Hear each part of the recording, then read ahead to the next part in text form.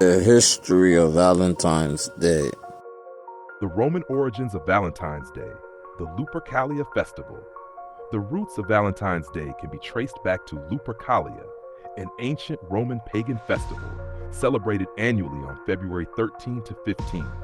It was one of the oldest Roman festivals predating Christianity and was associated with fertility, purification, and the coming of spring. 1. Meaning and purpose of Lupercalia. Lupercalia was primarily a fertility and purification festival, honoring Lupercus, possibly an ancient deity of shepherds and fertility, Faunus, the Roman god of agriculture and wild nature, Romulus and Remus, the legendary founders of Rome, who were said to have been suckled by a she-wolf in a cave called Lupercal.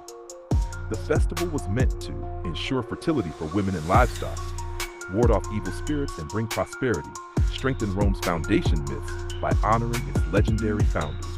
2. Rituals of Lupercalia.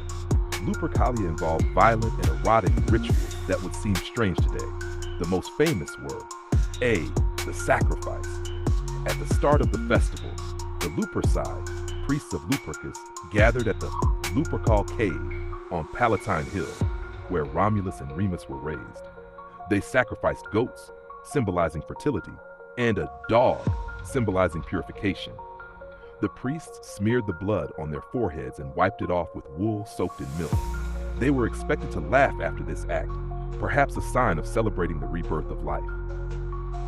B. The whipping of women, fertility ritual. After the sacrifices, the priests cut the goats' hides into strips, dipped them in blood, and ran through the streets of Rome, whipping women who voluntarily stepped forward. Women believed that being struck by the goat hide would make them fertile and ease childbirth pain. See the love lottery, ancient matchmaking. Some sources suggest that during Lupercalia, young men would draw names of women from a jar, pairing them for the festival and sometimes longer. This random matchmaking sometimes led to marriages.